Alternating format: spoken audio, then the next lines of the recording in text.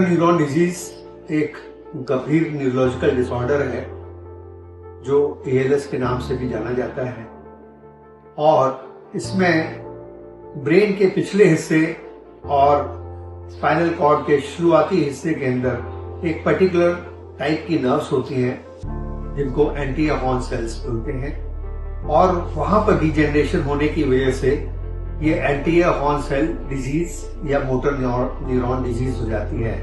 फिलहाल ये लाइलाज बीमारियों में शामिल है और इसका डेफिनेटिव ट्रीटमेंट कुछ भी नहीं है और जो बेस्ट एफर्ट्स हैं वो टिश्यू रीजनरेशन से ही आ रहे हैं और टिश्यू रीजनरेशन या तो कल्चर्ड स्टेम सेल से किया जा सकता है और अगर कल्चर्ड स्टेम सेल्स अवेलेबल नहीं है तो हम लोग उसको bone marrow derived cellular transplant से भी कर सकते हैं जो कि बोन मैरो से ही प्राप्त सेल का एक मिक्सचर होता है, लेकिन इसमें रीजेनरेटिव कैपेसिटी होती है और इस प्रकार के मरीजों में जब ये bone marrow derived cellular transplant दिया गया तो अर्ली स्टेजेस में देखा गया कि वो बीमारी को काफी हद तक रोकने में कामयाब रहा है। जहां पेशेंट 3-6 महीने पे बताते हैं कि वो खराब नहीं हुए हैं और कुछ उसमें सुधार हो गया है और पूरी स्टडी में पिछले 3 साल में ये पाया गया है कि 10 में से 3 मरीज इसके रेस्पॉन्ड नहीं करते हैं जबकि 7 मरीज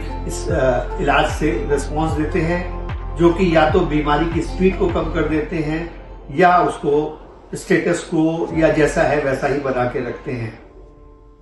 इस प्रकार से ये जीवन की गुणवत्ता में सुधार लाता है और साथ में ही उनका जो जीवन काल है वो बढ़ाता है और फिलहाल जो ट्रीटमेंट ऑप्शंस हैं उसमें ये as a supportive best option पाया गया। आइए देखें कैसे मरीजों का क्या रिस्पांस हो रहा है। औरंगाबाद महाराष्ट्र। औरंगाबाद के, ठीक है जी सर। आज आपको भी मेन प्रॉब्लम क्या आ रही है? मेन प्रॉब्लम यही है सर, हाथ पैरों में जान नहीं रही। और तो कब से तकलीफ है आपकी? तकरीबन ये 3 साल से। 3 साल से? जी सर। चले कब से नहीं है? चले तकरीबन ये 2-2.5 साल से। 2-2.5 साल से नहीं चले? जी। वैसे तो लॉकडाउन कोविड से तकलीफ चालू हो गई। ओके। और इसके अलावा स्पीच में भी कुछ चेंज आया है? जी सर। क्या पहले से दब गई है आवाज? जी। अच्छा, खाना खाने में निगलने में? नहीं सर, कोई भी तकलीफ। वो खाना ठीक से खा लेते हैं? जी। सांस लेने में कोई तकलीफ तो नहीं है? और सांस भी तरफ फूट रही सर। सांस भी फूलती है? जी। ठीक है। अच्छा, ये दाहिना वाला हाथ उठा के दिखाइए। क्या मूवमेंट कर सकते हैं? राइट वाला हैंड, हाँ ऐसे करके दिखाओ जितना भी कर सकते हो। ओके, ठीक है। लेफ्ट वाले में उठाओ। अच्छा, ठीक है। राइट पैर का पंजा अपनी तरफ लो, ऊपर पंजा पहले ऐसे लो, पंजा। अच्छा, ठीक है। लेफ्ट का। अच्छा, अब दाहिना पैर उठाने की कोशिश करो। ओके, नीचे रखो। बायां पैर उठाने की कोशिश करो, नीचे रखो। हमारी तरफ करवट लीजिए। करवट नहीं ले पा रहे, सपोर्ट लगता है।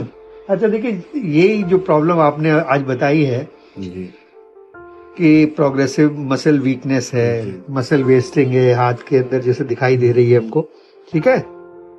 तो ये प्रॉब्लम थी तो आपको हम लोगों ने बोन मैरो सेल ट्रांसप्लांट दिया था। जी। कितने महीने हो गए अभी इसको? तकरीबन 4 महीने। 4 महीने पहले एक सेशन दिया गया। जी जी। तो 4 महीने में कोई परिवर्तन आया कि जैसे थे वैसे ही है? सर स्टार्ट में जब ट्रांसप्लांट हुआ हाँ, तो 15-20 दिन जरा खुद एनर्जी, बॉडी में एनर्जी रही? जी जी। अच्छा, और थोड़ी ताकत भी रही। ओके। और दूसरी चीज ये है कि जो मांस फड़कता था हाँ, वो नहीं है। अच्छा, जो फेसिकुलेशन थे वो बंद हो गए? जी। ओके। और थोड़ा साउंड तकरीबन दब गया था, आवाज, स्पीच। जी जी। ओके, तो आवाज थोड़ी सी इम्प्रूव हुई है। अच्छा, और हैंड मूवमेंट्स में कोई फर्क आया है? नहीं सर। हाथ जितना उठता था उतना ही उठता है? पैर भी जितना था उतना ही है। जी तो जो कुछ भी चेंज आया बॉडी की एनर्जी में आया और स्पीच में आया। जी। अच्छा, जो सांस फूल रही है उसमें जैसी सांस फूलती थी वैसी ही है, कुछ कम फूलती है अभी? हाँ, कम फूलती है सर। थोड़ी कम फूलती है आपकी। ठीक है। देखिए, चूंकि ये मोटर न्यूरॉन डिजीज जो है, मैंने पहले भी बताया था जी। आपको कि काफी डिफिकल्ट टू ट्रीट है, और हम उसको 3-3 महीने पर एक सेशन देते रहते हैं, जिससे कि जो भी आपका न्यूरोलॉजिकल टिश्यू रिपेयर हो सकता है वो हो।